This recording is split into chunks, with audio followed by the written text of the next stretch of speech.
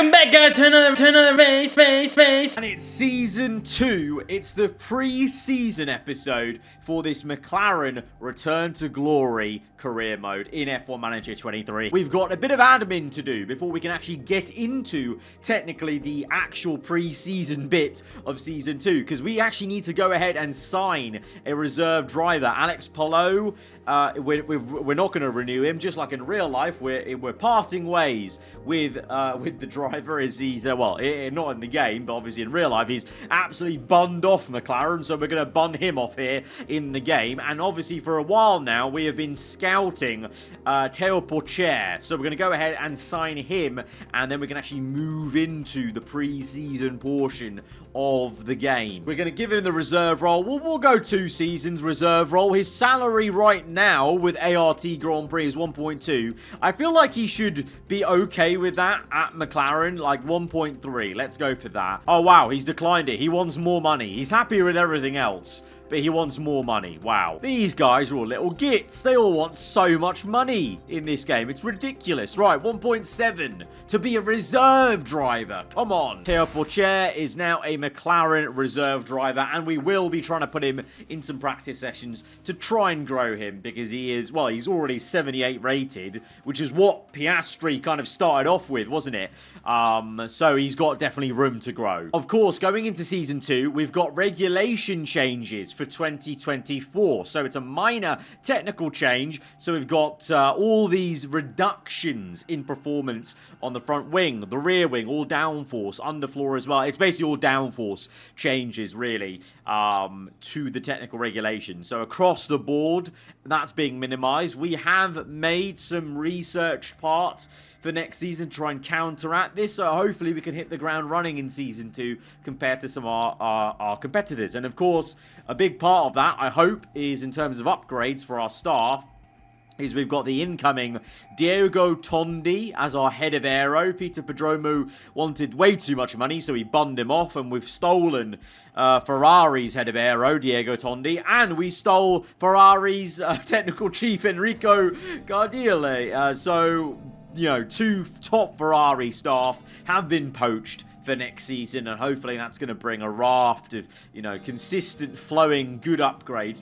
There is a concern of morale for, well, if there was a concern for Randeep Singh and at one point Tom Stallard, because both of them have morale of okay right now. They were in low at one point, so we're going to have to keep an eye out on them and see how it goes. William Joseph, though, his morale's high. He's working with Lando, and that's a good partnership, obviously. And before I forget, let's bring our engineering staff back, because we actually had to reduce this staff because of the cost cap break. So let's welcome them back into the team. So, scouting staff, I reckon, I don't really feel like we need to scout too many. Well, we might need to scout 1 person or whatever. Let's bring back a staff scouting of 1. But our engineering team are back in business, ready for pre-season. There we go. Start the new season. Let's do this. So this is the new season target then for McLaren in 2023. We got P6, and constructors we got P4, which is very good. So the new season target, only 7th place. That's all they want from this next season, apparently, and the objective for the podiums has stayed the same. We've already done it, so I mean, that's fine by me. I'll accept the new target. Obviously, team switching is now a thing in this game, so at some point, you know, hopefully when we can win the championship, we can continue this career save and just switch it up, change teams, which can be quite exciting. But right now, accepting the new target and coming back into the new season with McLaren. We've got the starting balance here, 2024, of 37 million. So we've saved up a decent chunk of money, actually, having had to go into that emergency saver mode for the cost cap. So it's time to review the regulations, manage this season's engine, and negotiate new obligations with your sponsors, which hopefully is going to be better income for us, because we've got better notoriety now as a team from our performances in last season. So let's go. Right, sponsor obligations. So we've got the main fund of 95 million. Right now we're getting 3.2 million from sponsors with a requirement of 4, so overall a total of 103. The funding schedule is 27.1 million as a lump sum. Income per race 3.1. Okay. That's all right. I mean, let's negotiate. Let's see. Right, so merchandising. We could probably do more units of merchandising, to be honest. Oh, that, okay, is going to bleed into our pre-season costs, though. So we can actually take a hit on pre-season money in order to get more money per race, which I think is fine, because we've got, you know, we've already got a decent amount of money in the savings pot, like 37 million. That's a lot of money we've already got. So I think we can probably go for the maximum 1.1 per race of income. And take the hit on the pre-season. I think we can do that, honestly. In terms of the race simulator, the lowest we can do is 15, 2.3, and we've got 3.4. Not a massive difference, really, there. So I'm going to go for 15 events, so reduce that. Hospitality, pit crew performance will decrease. We already kind of had them in a bit of a, you know, tired situation, so let's just keep it at 10. Memorabilia room event days. Morale will be paused. I think that's fine to pause, to be honest, for 20 times. Yeah, let's go for 20. Right, here we go. These are some extra ones that we can maybe do here. So your team must host a sponsor event in the factory. Car part manufacturing is paused. Don't really fancy doing that. Manufacturing pause. Don't really want to do that. Driver appearance. We can definitely do that. So car number 2, let's go for Lando Norris. Because his driver development is paused. Lando's already pretty maxed out, I feel, in what he's going to gain in terms of performances. So I think we can do a lot of appearances, to be honest. Like 22 is maybe a bit overboard. Let's go for 10. 10 appearances, 3.1 million. 10 weeks out of the year. That's calm. And then race day. Driver appearances. Driver's control performance will be reduced. I think we can do Lando again on that. Maybe just do 5 of them over the course. Or actually, you know what? That affects their actual race weekend performance. So let's actually cancel that. I don't want to do that. Driver appearance, though.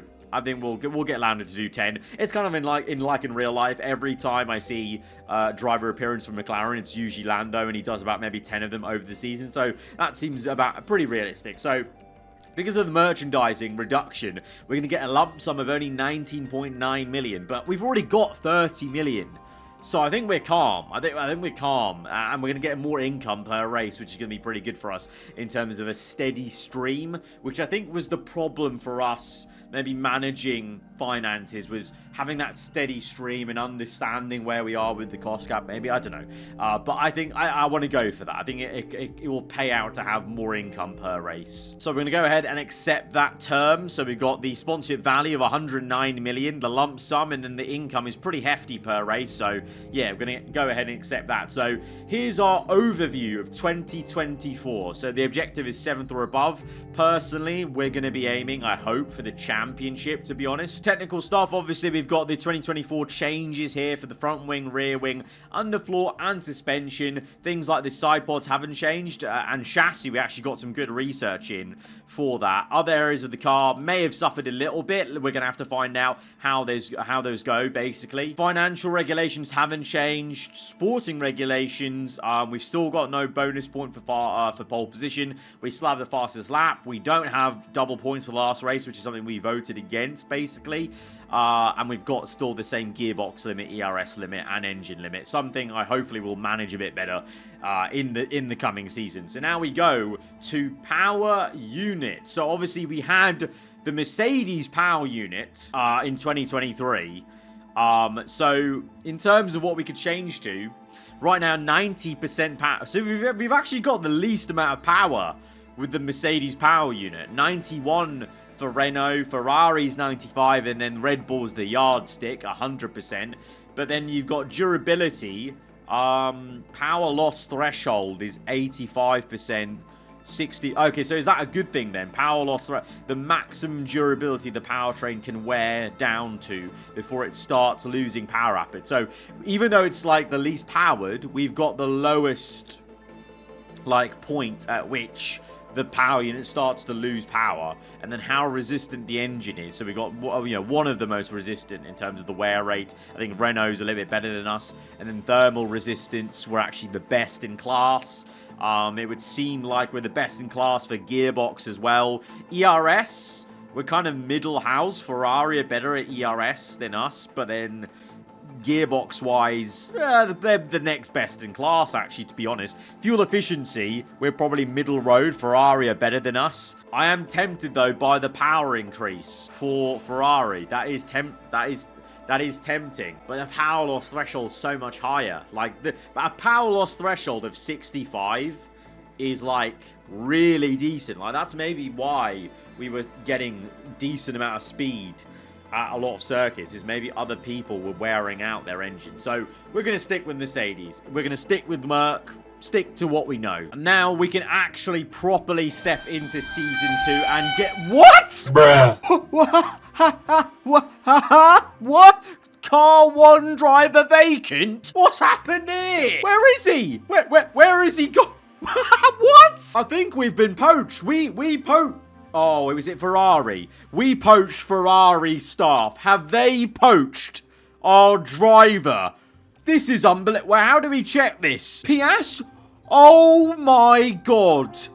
Piastri's at Red Bull. Red Bull have stolen Piastri from me. I can't believe it. We've been nicked. Well, I mean, to be fair, let's be real. This is maybe karma. What goes around comes around, because I nicked 2 of Ferrari's top staff. So Red Bull have nicked Piastri. To be fair, Perez was not doing a great job for, Red Bull, for a lot of that second half of the season. So it's not it is a shock, but this is incredible. So Piastri's now at Red Bull. I'm guessing alongside Verstappen, I'm sure. We are in a big dilemma here, because we now need to sign a new driver. It's January. Like, who the hell is going to want to sign for us in January? I mean, we are an attractive team. We're on the up. We're hoping to fight for the championship. But, now a lot of these drivers are going to be preparing with their new teams or their current teams for the upcoming season. And I've wrecked my brain on who we could sign. Who is a good, maybe temporary solution for one season here whilst we recover and try and reset ourselves from losing Piastri, because the whole time it was Norris and Piastri. Piastri was starting to come good for us at the end of last season, and now he's been stolen away. He's been stolen away by the championship winning team of Red Bull.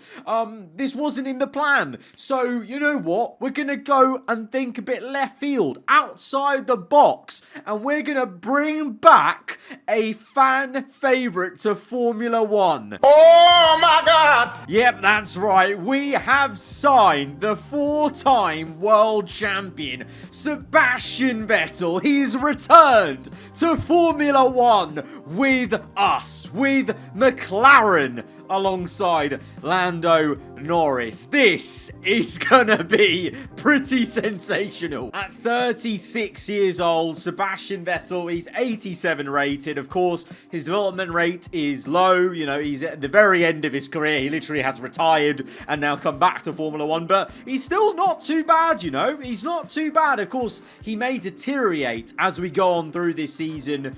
And, if we keep him on, right now we've got him on a 1-year contract just to kind of bookend this year, because we had to scramble. We were in a bit of a panic, really. Red Bull really did panic us and put us on the back foot. Really now that we've lost Piastri, unfortunately, to Red Bull, unless we want to try and re-sign him back, later down the line, I think the vibe is carry out this season with Sebastian Vettel, and whilst we're doing that, constantly putting poor Chair in the car during practice sessions to try and grow him to a point where he is maybe ready to step in to the race seat. But it's really awesome to see that pairing of Vettel and Norris. It's really cool to have the Vettel name back in Formula 1. Let's do this, okay? Red Bull, you want to play the funny game of stealing away Piastri? We'll steal one of your legendary ex-drivers. I say steal, he was retired. He literally had his feet up and he was I don't know, I don't think Vettel drinks that much, but sipping a pina colada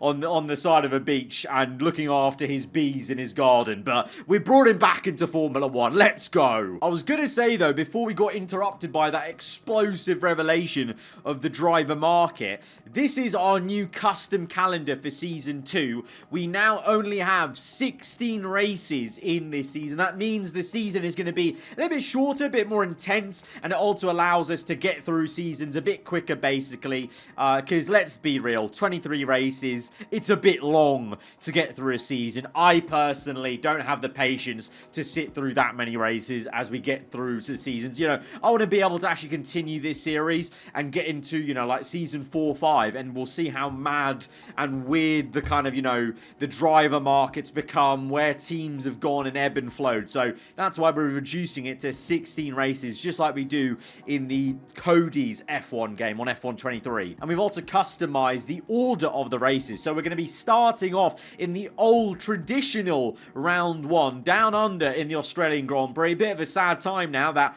we won't have a home race driver for the Australian Grand Prix. Red Bull will in Oscar Piastri, but we now no longer have that. But we're starting off in Melbourne down under, then going to Bahrain, and then hopping over to Qatar as the two circuits got close together. Then we fly off to Miami for a very, you know, weird kind of trip across the world for the first of 2 US GPs. Then we go into the usual Monaco to Canada run, and then the proper European portion of the season: Austria, Silverstone, Spa, Monza, Budapest. And then we go to Suzuka for the start of the flyaways again, to Brazil, Las Vegas, and then ending from Jeddah into Abu Dhabi. So these are the official driver transfers then for 2024. We already mentioned Piastri being signed by Red Bull. They stole him. They stole him away from us. But that's fine. That's fine, because we have now signed Sebastian Vettel. But this is how the whole grid looks like then. You know, we've gone through the car liveries, we've gone through the custom calendar, and now these are the driver transfers. So it's Verstappen and Piastri at Red Bull. Ferrari retain Leclerc and Sainz. No surprise. I mean, you know, they were going well. They just need to really step it up a bit more. They want to challenge Red Bull, I guess. Also, you can see the reserve drivers, by the way, as well for all these teams. So, for Aston Martin, so this is where Perez went. So, Red Bull kicked out Sergio Perez, and he went to Aston Martin alongside Fernando Alonso. Stroll's been relegated to a reserve driver. Obviously, we know how we look now. We've got Sebastian Vettel alongside Lando Norris, and Théo Pourchaire is our reserve driver for this season and beyond. Mercedes retain Russell and Hamilton. Alpine, Ocon, and Gasly. No shocks there, to be honest. This is the surprise, though. Williams have Albon and Tsunoda. Sargent is no more. Tsunoda's left AlphaTauri, and he's now gone independent, I guess, in the same way as Albon did. That's a pretty neat little lineup, to be honest, Albon and Tsunoda. I'm looking forward to seeing how that maybe goes on in the next season. So Albon and Tsunoda alongside each other. Magnussen and Hulkenberg retained for the Alfa Romeo Haas. Sargent now is at the American team.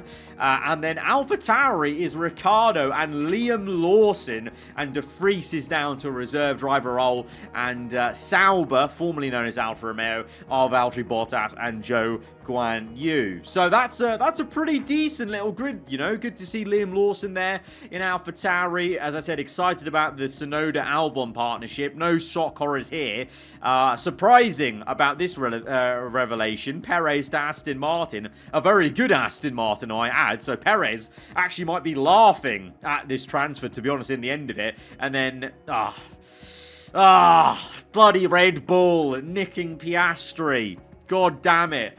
It is what it is. They were ruthless, as were we, obviously, by nicking the Ferrari head of aero and technical chief. So it is what it is. It goes like that. And we've got some exciting new updates for this upcoming season, including all new liveries for some of our teams. We've got the Red Bull in their white kind of, you know, Honda Japanese celebration livery. So it's the white Red Bull livery for the championship, well, the reigning championship team, and obviously Max Verstappen, the reigning world champion from season 1. Hopefully, we're going to be taking the challenge to them, hopefully, with with McLaren, of course, in this season. We've got the Ferraris in their Monza yellow stripe spec livery. Just a nice little subtle difference to the Ferrari team this season. We've got some bigger changes for ourselves. We've got the Triple Crown livery, at least initially for the start of Season 2. We might swap that out for the Chrome livery, maybe the Stealth one as well,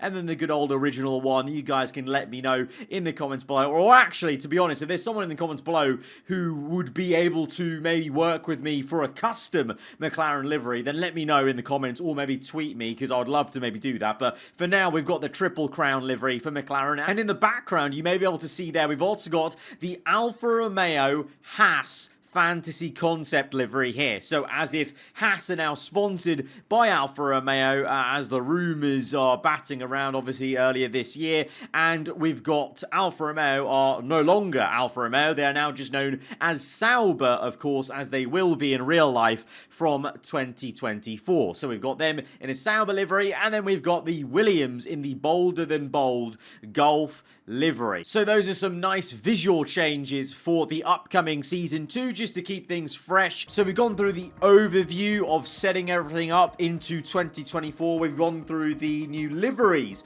for all the teams. We've also now done all the driver transfers, as we showed you after that bombshell of Piastri leaving us in the new year.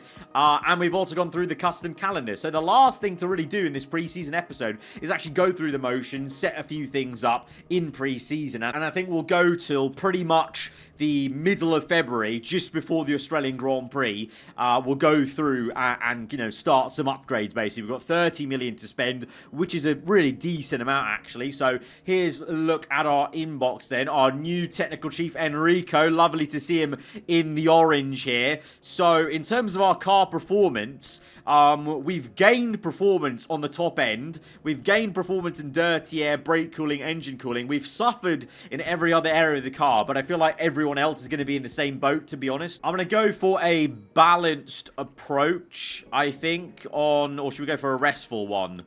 Pit stop errors, fatigue reduction. Let's go for fatigue reduction. Let's make sure they're well rested, okay? If we go to the car analysis versus the Ferrari, once again, we are the best on top end speed and DRS effectiveness, which is no surprise because those are things we didn't lose out on. We did lose out on cornering. We are actually better, though, at everything to do with cornering than Ferrari, but that may just mean Ferrari lost more in the regulation change. Like, let's go to Red Bull. Okay, you can see there, Red Bull are better than us on low and medium speed. We're good on high speed. We're actually the best in high speed, which isn't a surprise because I think we were the best in high speed last season. So it seems like everyone just moved down overall, but the pecking order's maybe not changed in terms of that way. One team I want to try and focus on is there we go, Aston Martin. They're the best in low and medium speed. They're the best in brake cooling. Brake cooling, we're like 15th. We need to really improve that. Engine cooling, they're the best. Total extra weight, though, they're really low because we've always run our car really lightweight, stripped down the weight. It did cost us a bit because obviously we had to keep remaking parts, and that's how we eventually broke the cost gap. But interesting stuff then. So we have lost out a bit, I would say, in the pecking order, maybe on the downforce, but we're kind of, I feel like we kind of stayed put. I think, to be honest, the pecking order stayed very similar. You know, at the end of last season, Aston Martin were challenging for top spots with Ferrari and Red Bull. So it seems like we're kind of about the same. So I would say we need to improve brake cooling for sure. Brake cooling was a must, definitely. What else versus other teams do we need to improve on? Extra weight, both brake cooling and engine cooling, and then the low speed, I think, could be improved. And acceleration. Actually, acceleration, we're quite poor, actually. So acceleration, definitely also something to look at. So let's have a look. So let's design some new parts. What's going to affect brake cooling? The suspension, yeah? Suspension, I think that's pretty much it. Front wing will also help it. Suspension will also help the top end speed, whereas this is just the cornering. So let's go for front wing improvement. And let's go for, well, we need to space this out in terms of how much time we're spending on all of these. Let's go for 20. Yeah, let's go for 20. Next, design focus. Right, brake cooling. Let's try and really improve that. And in terms of the rank on the grid, If we really push that and then try and, well, let's reduce the amount we're going to improve on. And that might push the brake cooling up. Right, so we'll get +2 on rank on the grid for brake cooling here and extra weight. And the low speed does get improved here as well. No change for any of the other attributes, so I'm happy with that. Let's go for that. Engineers, let's go for 4 right now. And we'll go for a normal approach because that will get done, hopefully in time for us to manufacture the part just before the Australian Grand Prix. 1.6 million is our first bit of spending. And I think next up we're going to go for, what was it? We wanted to improve the low speed and medium speed, right? So I think side pods. I think side pods is a good way to go. Let's go for quite a few hours on these side pods, you know. I think side pods were... I think this new side pod we brought, remember last season to the USA, was a really big amount. It really helped us. So let's go for quite a lot of, you know, hours put into this new side pod. We're going to go and focus on... well, let's go for the first rank on the grid. Let's see what affects things. Right, so with these kind of parameters, we're going to get +4 on low speed, +4 on engine cooling, total weight as well, not lose out on anything else. I'm happy with that one. Engineers, let's put 5, maybe leave 1 just in case. And normal, this will get done. Actually, this will get done quite quick. This gets done a lot quicker than the front wing we did, or the suspension, whatever it was. So confirm that. Okay, there we go. Should we do something else, maybe? Should we do like a suspension, potentially? I think we'll go with the suspension. We've got no hours left, but we do have some wind tunnel time. So let's put that. And let's go for brake cooling as well to the max again. I'm just going to focus this suspension on brake cooling, actually. Just brake cooling. Minimize the weight. Let's just go for brake cooling. And we'll go for a normal approach. Again, this actually might get done in time for Australia, 10th of February. So that's not too bad. So 3 things on the way. No more engineers left, so that's fine. So we booked in every single thing we can do on that. Facilities-wise, we need some refurbishments going on for a CFD simulator. It's a lot of money to refurb these things. Really a lot of money. How much are we losing out? Effectiveness is 80% on everything. That's quite a big one, isn't it? We're going to have to refurb it.